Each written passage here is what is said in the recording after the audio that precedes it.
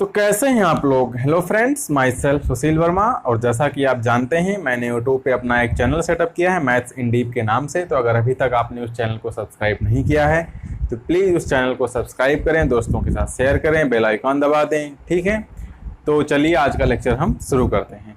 तो आज हम एक नए टॉपिक की शुरुआत करने जा रहे हैं और वो टॉपिक हमारा है एनसीईआरटी क्लास 12 मैथ्स का चैप्टर नंबर 4, जिसका नाम है डिटर्मिनेंट्स।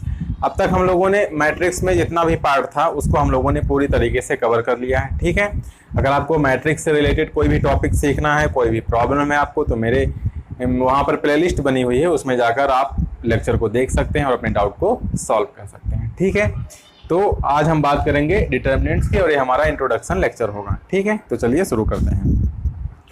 तो डिटर्मिनेंट्स क्या होते हैं आज हम बात करेंगे, और डिटर्मिनेंट्स कैसे फाइंड करते हैं। ठीक है, और कुछ एग्जांपल्स हैं तो उसको हम करेंगे। ठीक है, तो जैसे हमारे पास कोई सिस्टम ऑफ इक्वेशन अगर दिया गया है, जैसे ये कोई सिस्टम ऑफ इक्वेशन दिया गया है a1x + b1y = c1, a2x + b2y = c2।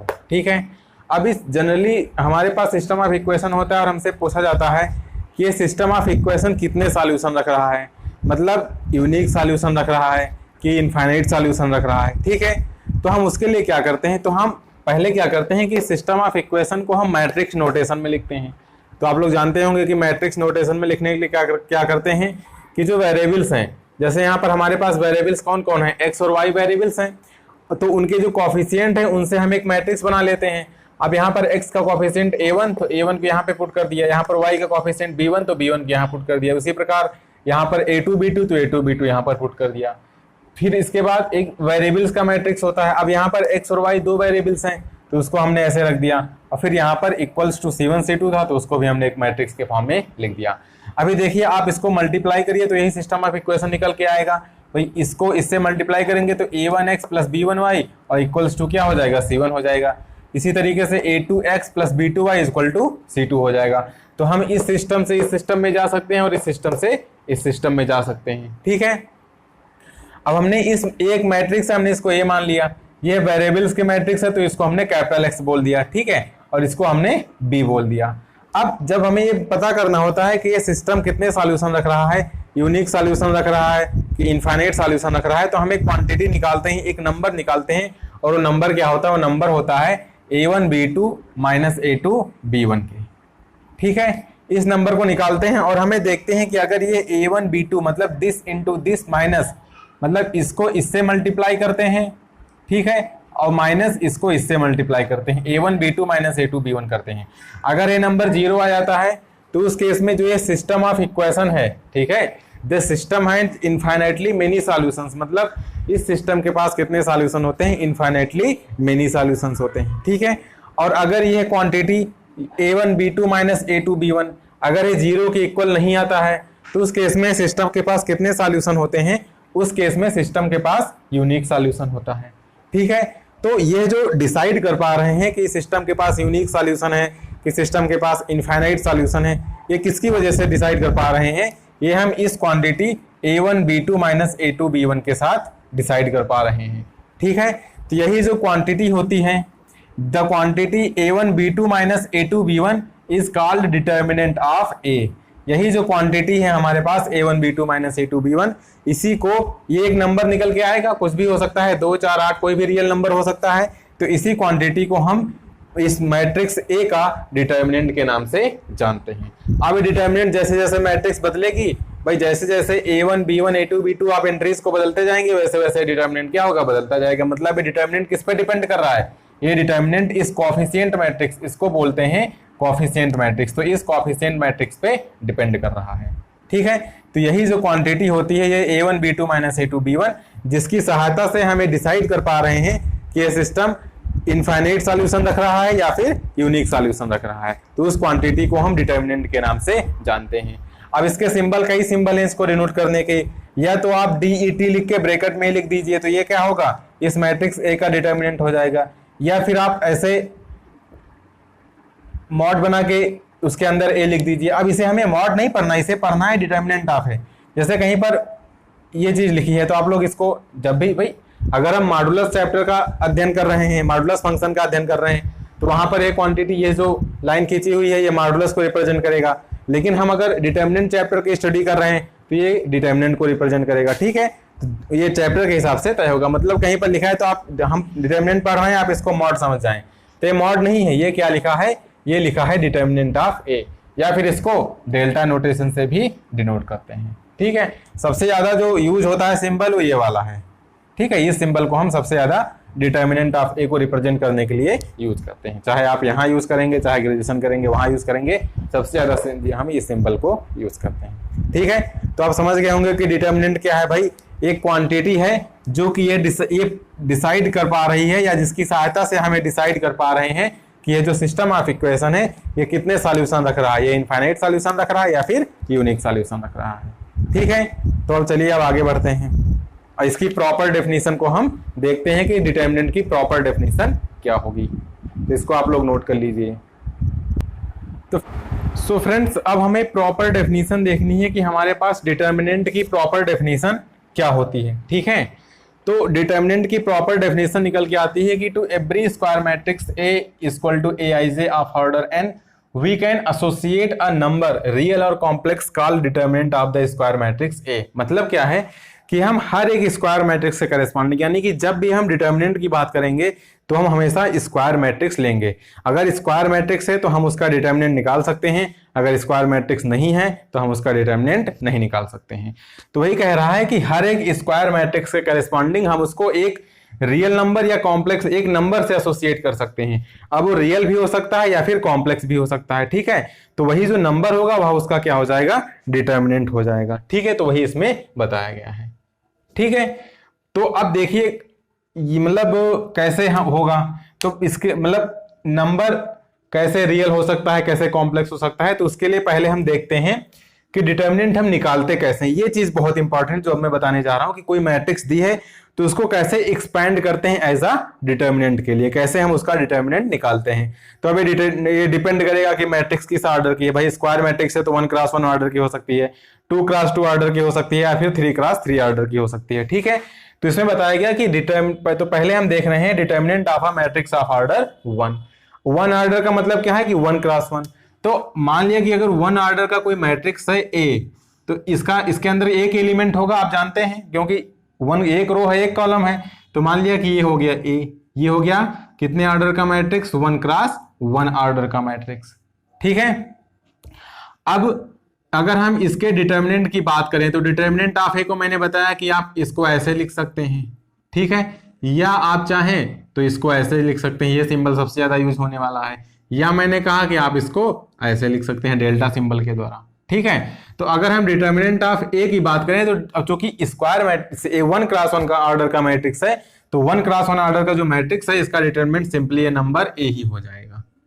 ठीक है, तो 1x1 ऑर्डर के मैट्रिक्स में तो कुछ देखना ही नहीं है, सिंपली आपको ये नंबर उठा के रख देना है, यही क्या हो जाएगा, डिटर्मिनेंट हो जाएगा। तो ये पूछा भी नहीं जाता है भाई, इसमें तो कुछ करना नहीं है। तो या तो आपसे 2x2 मैट्रिक्स दिया जाएगा, कहा जाएगा इसका डिटर्मिनेंट निकालो, या फिर 3x3 दिया जाएगा। और आपके सिलेबस में केवल 3x3 तक है, उससे आगे बढ़ने की जरूरत नहीं है। ठीक है, तो अब हमें determinant of a matrix of order 2, तो अब 2 ऑर्डर का मैट्रिक्स है, तो मान लिया कि कोई मैट्रिक्स हमारे पास A है। अब 2 ऑर्डर का है तो आप जानते हैं 2 रो हैं 2 कॉलम हैं, तो यहाँ A हो गया, यहाँ B हो गया, यहाँ C हो गया और यहाँ पर D हो गया। ठीक है, अब हमें क्या करना है, अब हमें इस मैट्रिक्स का डिटर्मिनेंट निकालना है। तो सिंपल सा आपको रूल याद रखना है कि डिटर्मिनेंट ऑफ A या फिर डिटर्मिनेंट ऑफ A। भाई डिटर्मिनेंट ऑफ A को लिखने का तरीका या तो ये है या तो ये है, या फिर इसको हम डेल्टा सिंबल के द्वारा भी लिख सकते हैं। सिंपल सा रूल होता है कि आपको इन दोनों को मल्टीप्लाई करना है, मतलब A को D से मल्टीप्लाई करना है, तो क्या हो जाएगा, A इंटू D हो जाएगा, फिर माइनस का साइन लगा देना है और फिर इसको इसके साथ मल्टीप्लाई करना है, तो माइनस B इंटू C हो जाएगा। ऐसे आप लोग क्रॉस मल्टीप्लीकेशन टाइप का करते हैं ना, ठीक है, जिसको हिंदी में कैंची गुणा बोलते हैं। ठीक है, तो आपको क्या करना है, इसको इससे यानी कि A इंटू डी माइनस इसको इससे B इंटू सी। तो कोई भी भाई 2x2 का मैट्रिक्स होगा, इसी रूप में होगा, तो ABCD आपको पता होंगे, आप AD माइनस BC कर देंगे, तो वहां से क्या होगा, उस 2x2 मैट्रिक्स का क्या निकल आएगा, डिटर्मिनेंट निकल आएगा। ठीक है, तो अब चलिए हम कुछ इस पे एग्जांपल्स कर लेते हैं जो आपकी बुक में दिए गए हैं। ठीक है, तो सिंपल सा है, कुछ करना नहीं है। जैसे कि आपके बुक में एग्जाम्पल 1 दिया गया है। एग्जाम्पल 1 में क्या कह रहा है? एग्जाम्पल 1 में कह रहा है कि इवालुएट, ठीक है। एग्जाम्पल 1 में क्या कह रहा है? एग्जाम्पल 1 में कह रहा है इवालुएट डिटर्मिनेंट। देखिए डिटर्मिनेंट का साइन है 2, 4 और -1, 2। आपको इसकी वैल्यू निकाल के बतानी है कि इस डिटर्मिनेंट की वैल्यू क्या आएगी। तो मैंने क्या कहा भाई, लगाइए इक्वलिटी का साइन। मैंने कहा आपको क्या करना है, इसको इससे मल्टीप्लाई करना है। तो 2 2 जा क्या हो जाएगा 4, फिर आप लगाएंगे माइनस। देखो ये माइनस का साइन हमारी तरफ से आया है, ये याद रखिएगा, ठीक है। ये नहीं कंफ्यूज होना कि यहाँ पे माइनस हो तो माइनस होगा, नहीं, ये माइनस तो आएगा ही आएगा। फिर क्या करना है, इसको इससे मल्टीप्लाई करना है, मतलब इस -1 को 4 से मल्टीप्लाई करना है तो -4 आएगा। तो ब्रैकेट लगा के हमने लिख दिया -4। अब क्या होगा, ये 4 तो रहेगा ही रहेगा, और ये माइनस माइनस क्या हो जाएगा प्लस, तो यहाँ पे 4 हो जाएगा। तो 4 + 4 क्या हो जाएगा, 4 + 4 हमारे पास 8 हो जाएगा। तो इस डिटर्मिनेंट की वैल्यू क्या हो गई, इस डिटर्मिनेंट की वैल्यू 8 हो गई। भैया 2 × 2 मैट्रिक्स ही तो लिखा था, अगर हम इसको एज अ मैट्रिक्स लिखें तो 2 4 -1 2 ही तो आता है। तो ये क्या है, 2 × 2 का ही तो मैट्रिक्स है। तो जब भी 2 × 2 मैट्रिक्स दिया है उसका आपको डिटर्मिनेंट निकालना है, तो आप ये वाला फार्मूला वहां पर यूज कर सकते हैं, ठीक है। जैसे कि अब आप में एग्जाम्पल नंबर 2 दिया गया है, ठीक है। एग्जाम्पल नंबर 2 में वेरिएबल दिए गए हैं। एग्जाम्पल नंबर 2 में क्या कह रहा है, एग्जाम्पल नंबर 2 में आपको कह रहा है कि आपने इस डिटर्मिनेंट की वैल्यू निकालनी है। यहाँ पे क्या है, x है, यहाँ पे क्या है, x + 1 है, ठीक है। यहाँ पे क्या है, यहाँ पे हमारे पास x - 1 है और यहाँ पे x है।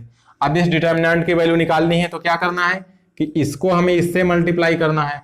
तो x को जब x से मल्टीप्लाई करेंगे तो क्या हो जाएगा, x² हो जाएगा। फिर मैंने कहा, ठीक है भाई, x को x से मल्टीप्लाई करेंगे x² हो जाएगा। फिर मैंने कहा आपको लगाना है माइनस का साइन।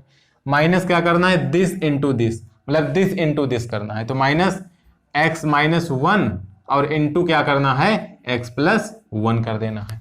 कुछ नहीं, इसको इससे और इसको इससे, और बीच में क्या हो जाएगा, ये माइनस का साइन आ जाएगा। अब इसको हम थोड़ा सॉल्व करते हैं, देखते हैं क्या आता है। तो x² माइनस, अब x - 1 x + 1 तो a - b a + b। तो आप लोग फार्मूला जानते होंगे कि a² - b², यानी कि x² - 1 का स्क्वायर, ठीक है। अब ये क्या हो जाएगा, ये हो जाएगा x² - x² और -1 का स्क्वायर क्या हो जाएगा, 1 हो जाएगा। थोड़ा और सॉल्व कर देते हैं, तो क्या हो जाएगा, x² माइनस, भाई ये माइनस जाएगा तो -x² और ये माइनस और ये माइनस हो जाएगा प्लस, तो यहाँ पे क्या हो जाएगा, 1 हो जाएगा। अब x² - x² एक दूसरे से क्या हो जाएंगे, कैंसिल हो जाएंगे। तो यहाँ पे इसकी वैल्यू क्या आ जाएगी, इसकी वैल्यू 1 आ जाएगी। मतलब इस डिटर्मिनेंट की जो वैल्यू है ये किसके बराबर हो गई, ये हमारे पास 1 के बराबर हो गई। तो अब आप लोग 2 × 2 का डिटर्मिनेंट अगर दिया गया है तो उसको ओपन करना जान गए होंगे।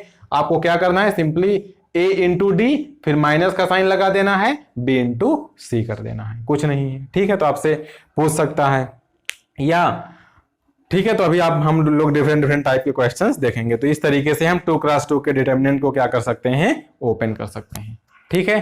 अब हम करते हैं 3 × 3 डिटर्मिनेंट को ओपन। सो फ्रेंड्स, अब हमें क्या करना है, अब हमें कोई 3 × 3 ऑर्डर का मैट्रिक्स लेना है, ठीक है। और उस 3 × 3 मैट्रिक्स के ऑर्डर का क्या करना है, डिटर्मिनेंट निकालना है। तो हमने यहाँ पर ये मैट्रिक्स ले लिया है, ठीक है। हमने क्या किया, इसके एंट्रीज को जैसे AIJ टाइप की एंट्रीज होती थी आपके समझने के लिए, जैसे 2 × 2 में हमने सिंपली ABCD लिख लिया था। तो छोटा सा मैट्रिक्स था, कुछ नहीं करना था, AD - BC करना था, तो वहां तो कोई दिक्कत नहीं थी। लेकिन यहाँ पर मैंने आपको कुछ समझाने के लिए, कोई स्पेशल से समझाने के लिए इनको क्या किया है, एज अ AIJ के फॉर्म में एंट्रीज को लिख लिया है भाई, A11 A12 A13, ठीक है। तो अब चलिए हम इसका डिटर्मिनेंट के इसको क्या करते हैं, एक्सपैंड करते हैं, यानी कि हम इसका डिटर्मिनेंट निकालते हैं। यहाँ पर एक चीज मैंने लिख दी है प्लस माइनस प्लस, तो उसका भी अपना एक रोल है, अभी हम देखेंगे, ठीक है। तो जब भी हम इस, और जनरली आपसे 3 × 3 मैट्रिक्स के ही डिटर्मिनेंट के बारे में पूछा जाएगा, क्योंकि 2 × 2 में तो कुछ करना नहीं है, ठीक है। तो इसको बहुत ही अच्छे से समझिएगा, हम लोग एक एक स्टेप अच्छे से समझेंगे, ठीक है। तो अब क्या करते हैं कि यहां से स्टार्ट करेंगे, तो हम डिटर्मिनेंट ऑफ ए की बात करेंगे, ठीक है। तो determinant of A equals to, अब आप कोई भी सिंबल यूज कर सकते हैं, मैं सिंपली ये सिंबल लेके चल रहा हूं, ठीक है। अब क्या करेंगे, पहली क्वांटिटी यहां पर लिखेंगे A11, ठीक है, A11 लिख लिए।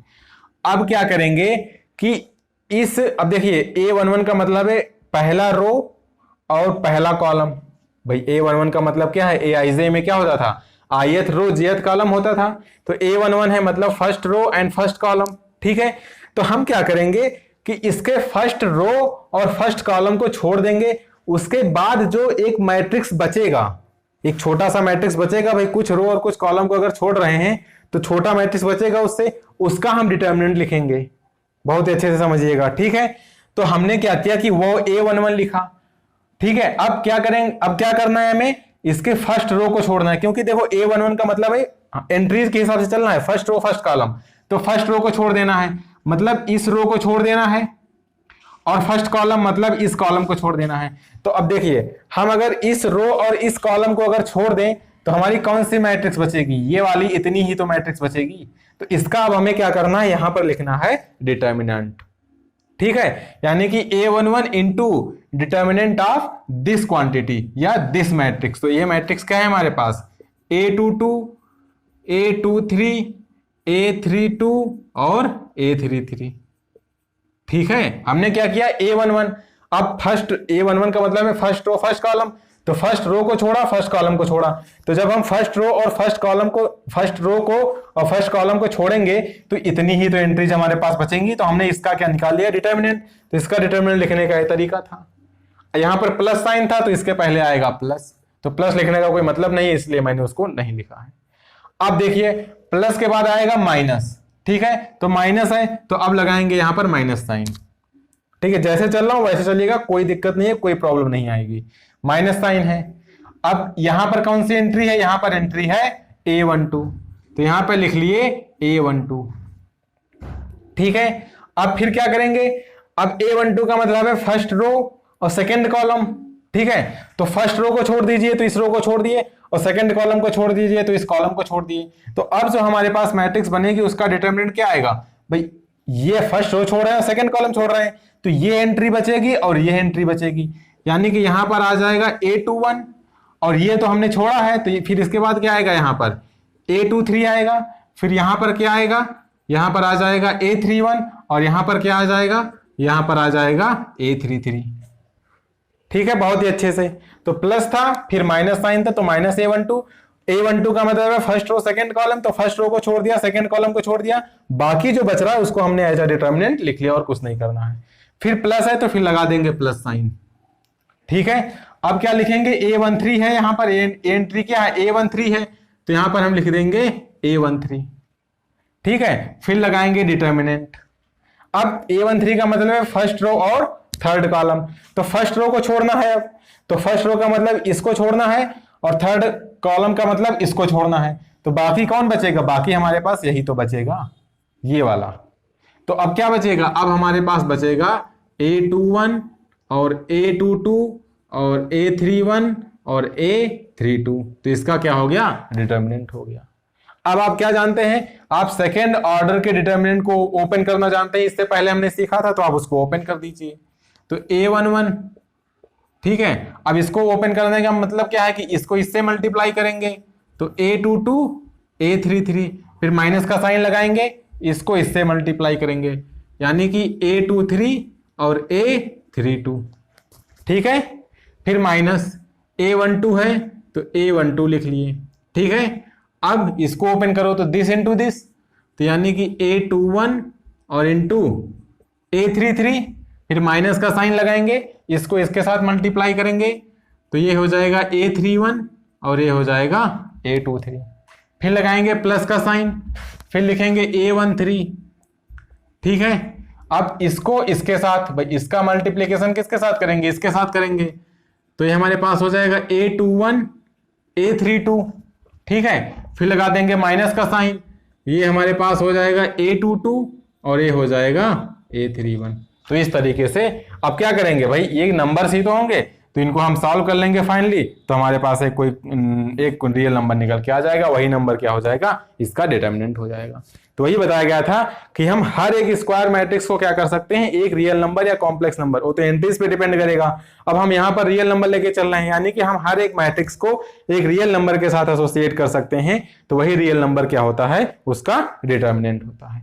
भाई आप इसको जब फाइनली सॉल्व करेंगे तो एक रियल नंबर आएगा, तो इस मैट्रिक्स से करेस्पॉन्डिंग हमें एक रियल नंबर मिला कि नहीं मिला, एक रियल नंबर मिला, तो इसका मतलब हो गया कि इस मैट्रिक्स को हम इस रियल नंबर के साथ एसोसिएट कर सकते थे, तो यही जो रियल नंबर था, यही क्या था, यही हमारा डिटर्मिनेंट था, ठीक है, तो इस तरीके से हम एक 3x3 मैट्रिक्स के डिटर्मिनेंट को निकाल सकते हैं। कुछ नहीं करना है, पहली क्वांटिटी उठाइए।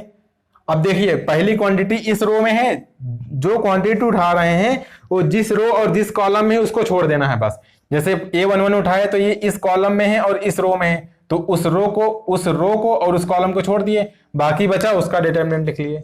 फिर प्लस के बाद इसको याद रखना, ये नहीं कि यहां भी प्लस लगा दी तब गलत हो जाएगा। प्लस के बाद फिर यहां पे लगाए माइनस। ठीक है, आपने कहीं देखा होगा लोग प्लस लगा के चलते हैं, लेकिन जब यहां पे प्लस लगाते हैं तो जानते हैं क्या होता है, ये वाला कॉलम इधर आ जाता है और ये वाला कॉलम इधर आ जाता है।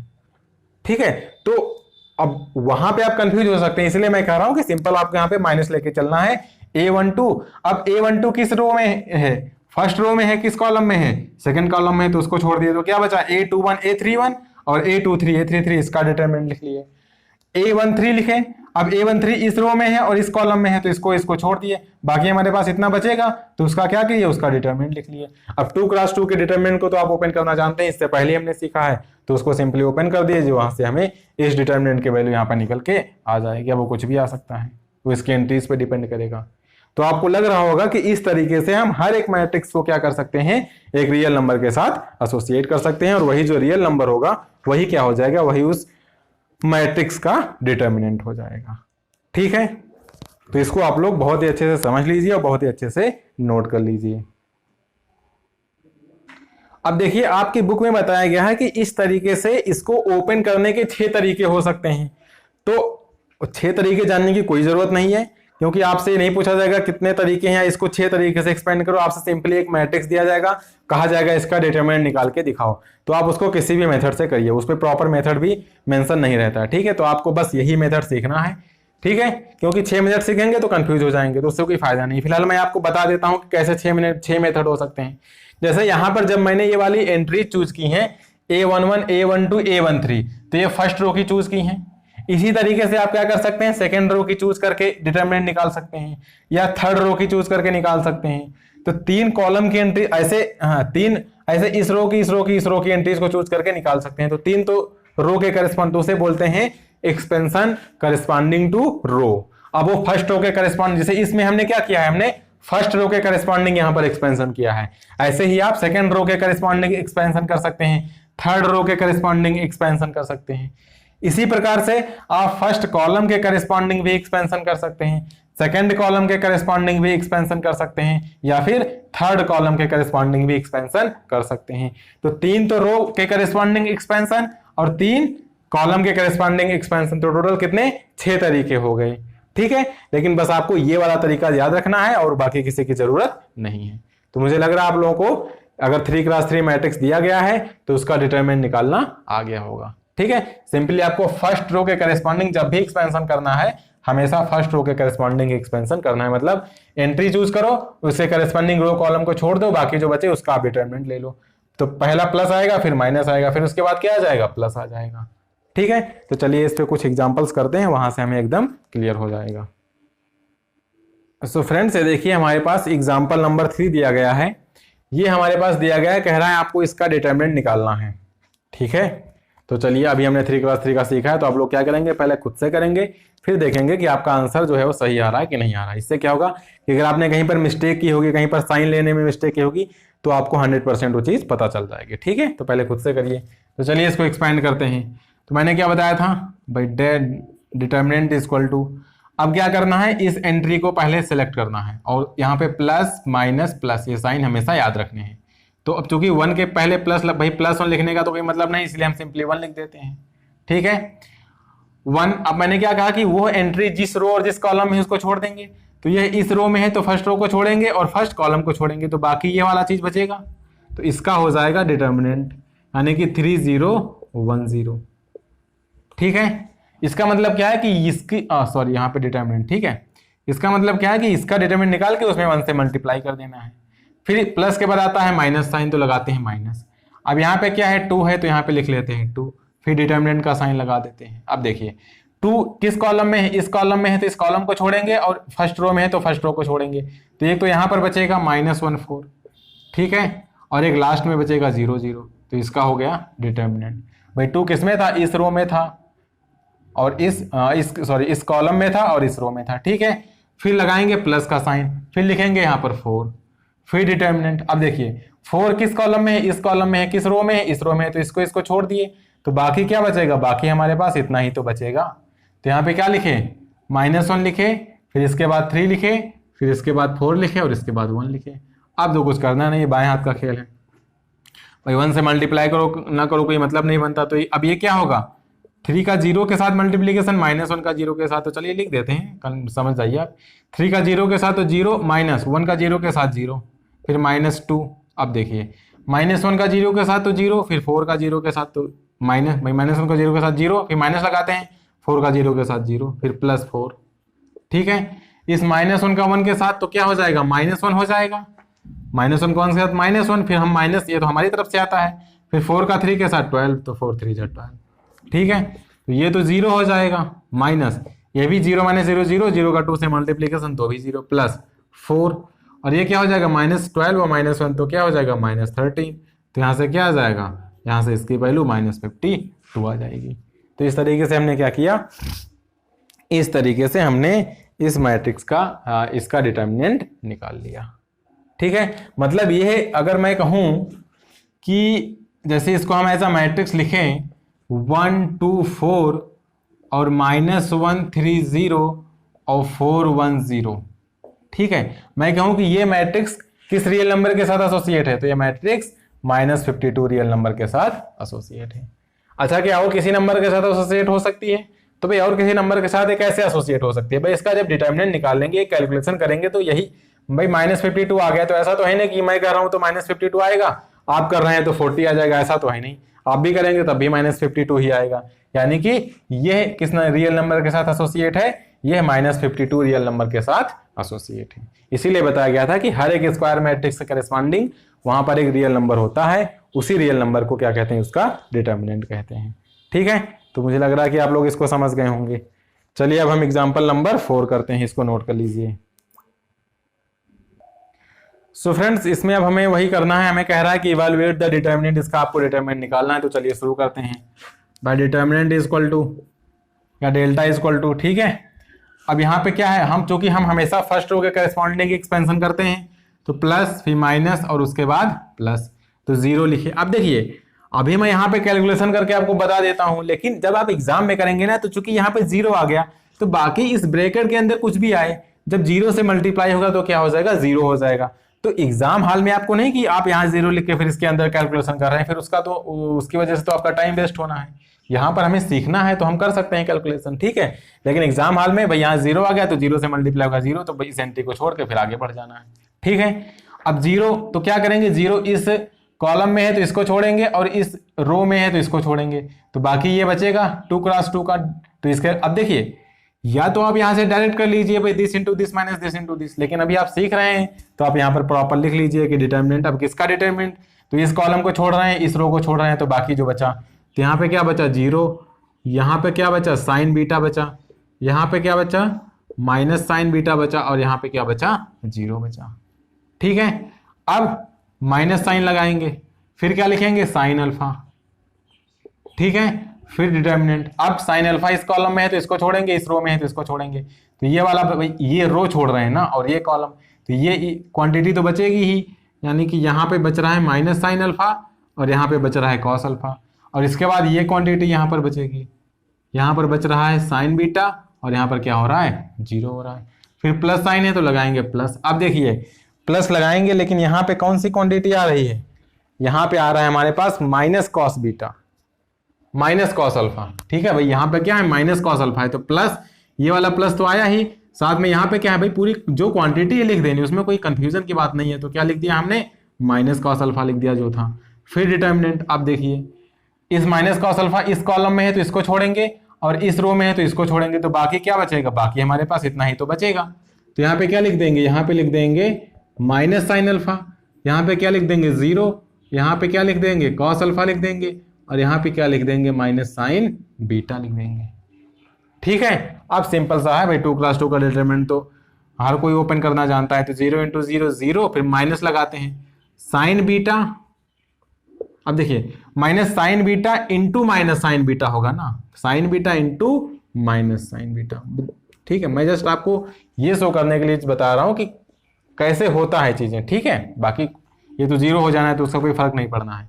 माइनस साइन अल्फा, ठीक है। अब इसका इसके साथ होगा तो माइनस साइन अल्फा इंटू 0 तो 0, फिर माइनस साइन लगाते हैं तो इसका इसके साथ तो क्या हो जाएगा, cos alpha into sine beta, ठीक है। ओके, अब प्लस माइनस क्या हो जाएगा, माइनस कॉस अल्फा, फिर इसके बाद क्या होगा, इस माइनस साइन अल्फा का माइनस साइन बीटा के साथ तो माइनस माइनस हो जाएगा प्लस, तो यहां पे क्या आ जाएगा साइन अल्फा और इंटू साइन बीटा, फिर माइनस कॉस अल्फा इंटू 0, तो यहाँ पे क्या हो जाएगा 0 हो जाएगा। अब इसको और सॉल्व कर लेते हैं, भाई 0 से मल्टीप्लाई करेंगे तो ये तो 0 हो जाएगा, और ये माइनस और ये माइनस क्या हो जाएगा प्लस, साइन अल्फा देखिए क्या आएगा, साइन अल्फा कॉस अल्फा और इंटू साइन बीटा, ठीक है। यहाँ पे माइनस है तो माइनस लग जाएगा, कॉस अल्फा फिर साइन अल्फा और इंटू साइन बीटा, देखिए क्या कैंसिल हो रहे हैं भाई, साइन बीटा तो साइन बीटा, कॉस अल्फा तो कॉस अल्फा, साइन अल्फा तो साइन अल्फा, और इसका साइन प्लस है और इसका साइन माइनस है, तो ये क्या हो गए, कैंसिल हो गए। तो कुल मिला के इसका डिटर्मिनेंट क्या आ गया, 0 आ गया, ठीक है। तो अब मैं आपसे कहूं कि ये मैट्रिक्स, इसके करस्पॉन्डिंग जो मैट्रिक्स होगा ये किस रियल नंबर के साथ एसोसिएट है, तो ये 0 के साथ क्या है, एसोसिएट है। अब इवन आप यहाँ पे एक चीज और देखिए, अल्फा की वैल्यू आप कुछ भी ले लीजिए, क्योंकि जब हमने डिटर्मिनेंट निकाला तो अल्फा पे तो डिपेंडेंट आ नहीं रहा है, तो अल्फा की वैल्यू आप कुछ भी ले लीजिए, अल्फा एंगल है तो 30 डिग्री 60 डिग्री 90 डिग्री कुछ भी ले लीजिए, हर एक वैल्यू के लिए यह मैट्रिक्स के करस्पॉन्डिंग हमेशा क्या मिलेगा, हमें 0 मिलेगा। मतलब यह मैट्रिक्स क्या होगा, 0 के साथ, इसके करस्पॉन्डिंग जो मैट्रिक्स होगा वो 0 के साथ एसोसिएट होगा, ठीक है। तो ये हमारे पास क्या हो गया, ये हमारे पास एग्जाम्पल नंबर 4 हो गया, ठीक है। अब एक और एग्जाम्पल बचता है, एग्जाम्पल नंबर 5, उसको हम लोग जल्दी से कर लेते हैं, ठीक है। उसमें भी कुछ नहीं है, हाँ उस तरीके का क्वेश्चन आपसे पूछा जा सकता है, ठीक है। जैसे कह रहा है कि find the value of x, ये क्या कह रहा है, ये कह रहा है find the value of x, x की आपको वैल्यू निकालनी है, फॉर व्हिच, जिसके लिए क्या हो 3x और x, 3x x और 1।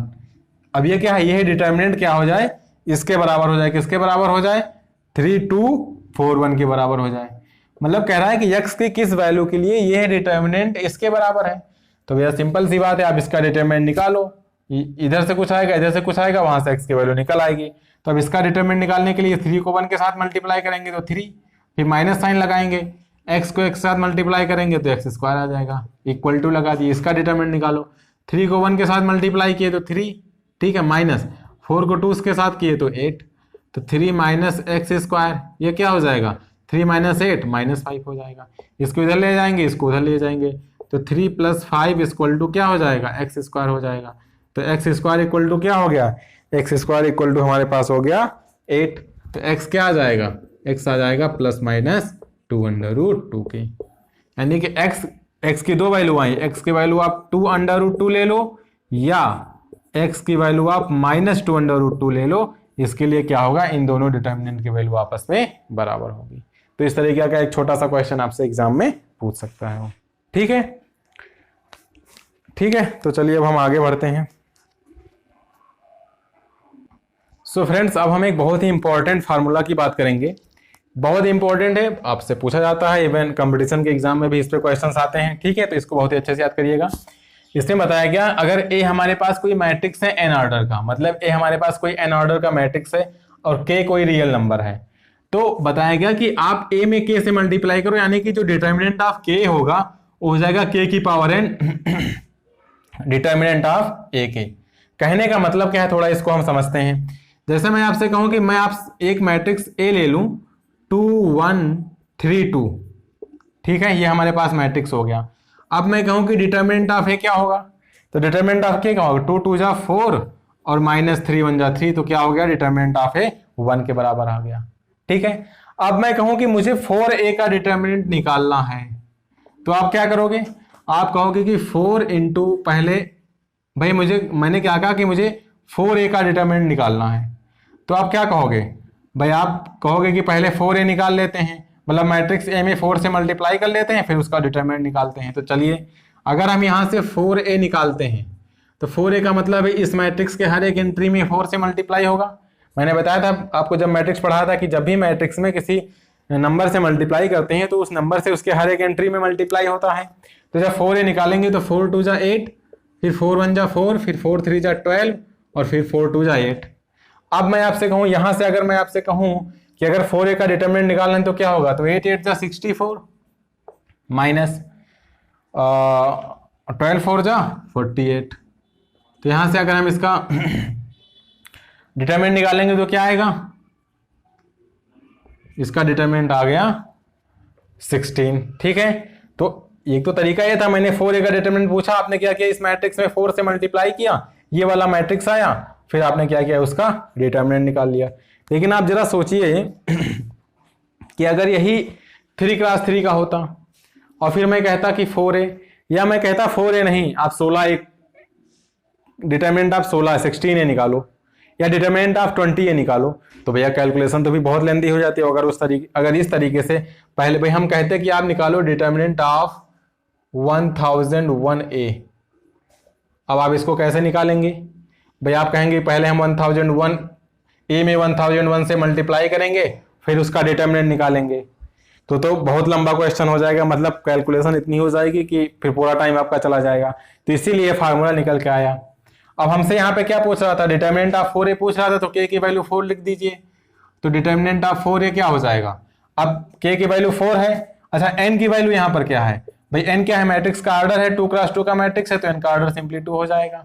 तो क्या कह रहा है कि k की पावर n, k की वैल्यू 4 है, तो आपको क्या करना है, सिंपली 4 की पावर n यानी कि 4 की पावर 2 और इंटू डिटरमिनेंट ऑफ a कर देना है। और डिटरमिनेंट ऑफ हमें मालूम है पहले से कि 1 है, तो 4 का स्क्वायर इंटू क्या हो जाएगा, 1 हो जाएगा, तो 4 का स्क्वायर करेंगे 16।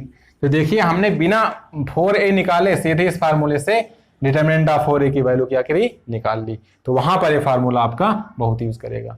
जैसे आपको कोई 4 क्रॉस 4 की मैट्रिक्स दे दी जाए, ठीक है, कोई मैट्रिक्स आपको 4 क्रॉस 4 की दे दी गई और आपसे कह रहा है कि डिटरमिनेंट ऑफ ए 5 है, तो डिटरमिनेंट ऑफ 16a निकालो। अब यहां तो आपको भाई और सिंपली जनरल मैट्रिक्स दे दे, आपको एंट्रीज ही ना बताए मैट्रिक्स की, तो आप तो ये भी काम नहीं कर सकते। आप पहले कह सकते थे कि सब नहीं, हम 16 से में मल्टीप्लाई करेंगे फिर डिटरमिनेंट निकालेंगे। तो जब मैट्रिक्स नहीं पता है तो कैसे मल्टीप्लाई करेंगे, तो फिर वहां पर ये फार्मूला यूज आएगा। वहां पर अब इसका चूंकि 4 क्रॉस 4 की मैट्रिक्स है, तो n की वैल्यू कितनी हो गई 4 और k की वैल्यू कितनी है 16। तो अगर मैं कहूं कि डिटरमिनेंट ऑफ 16 है, क्या हो जाएगा, तो क्या हो जाएगा k की पावर n यानी कि 16 की पावर 4 और इंटू डिटरमिनेंट ऑफ है, यानी कि ये क्या हो जाएगा 16 की पावर 4 इंटू 5। तो इस तरीके से सिंपली आपका डिटरमिनेंट निकल जाएगा। तो बहुत ही इंपॉर्टेंट फार्मूला है और क्वेश्चंस इस पे आप कहीं पर मतलब जैसे आपको ग्रेजुएशन में किसी अच्छी जगह एडमिशन लेना है, ठीक है, एंट्रेंस एग्जाम देना है, तो वहां पर ऐसे क्वेश्चंस 100% आते हैं।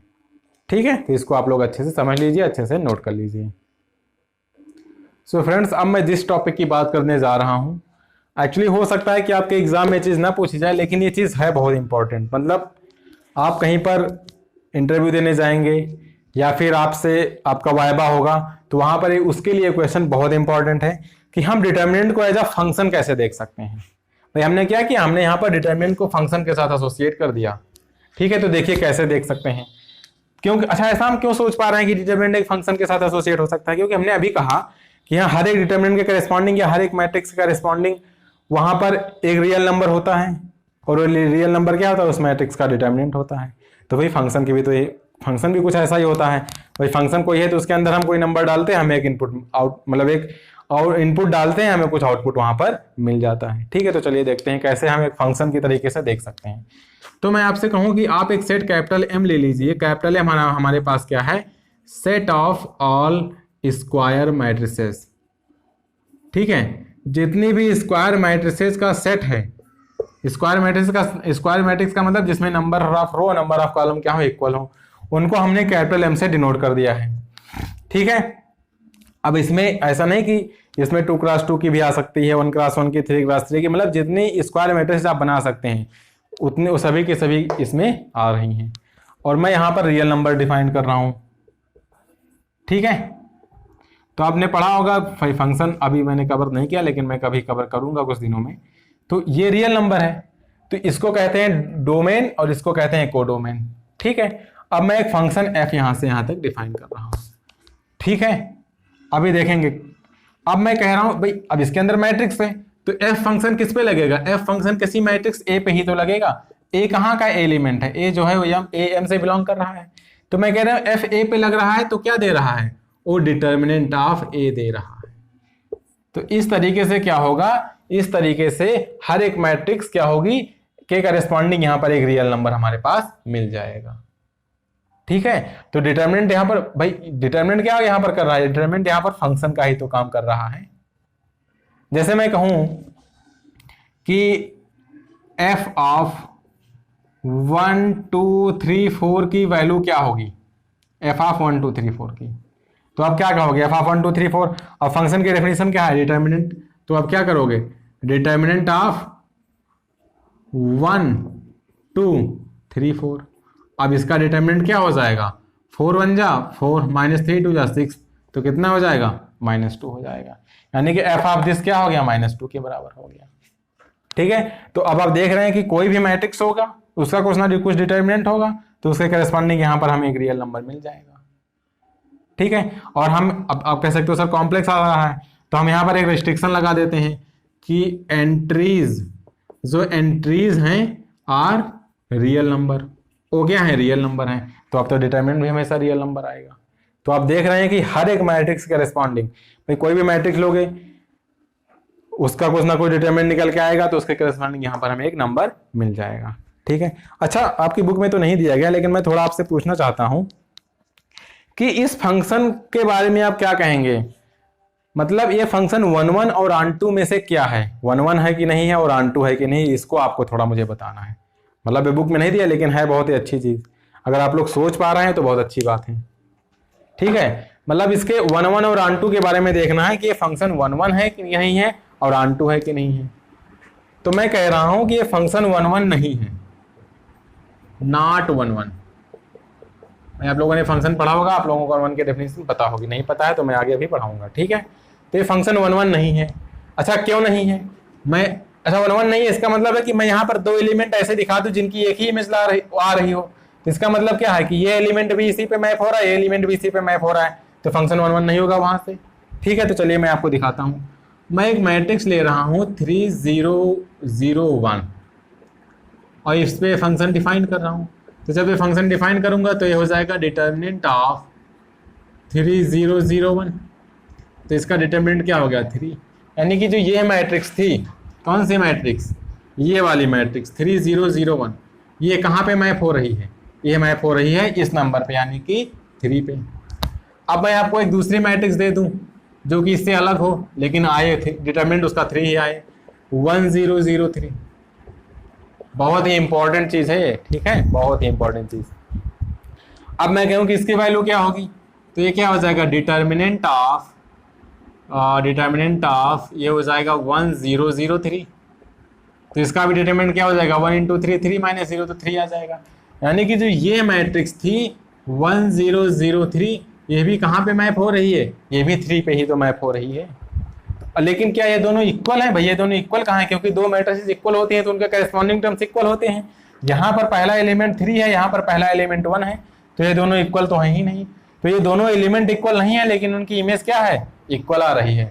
यानी कि ये जो फंक्शन है, ये जो डिटर्मिनेंट फंक्शन है, ये क्या है? ये हमारे पास 1 1 नहीं है। ठीक है, तो ऐसे हम बहुत सारी मैट्रिसेस बना सकते हैं जिनका डिटर्मिनेंट क्या आ जाए? +3 आ जाए।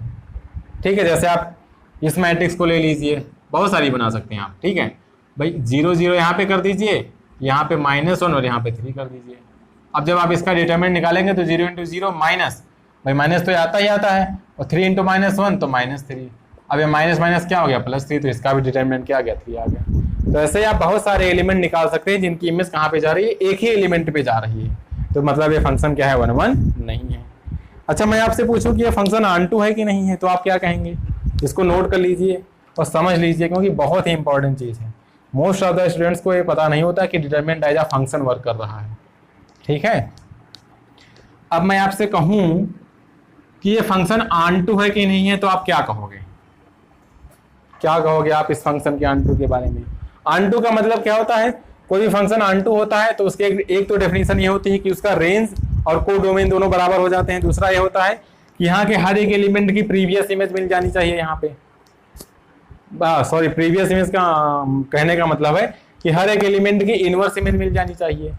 तो चलिए हम भाई कोई भी जनरल एलिमेंट ले लेते हैं, उसकी इनवर्स इमेज इसमें दिखा देते हैं, तो ऑनटू हो जाएगा।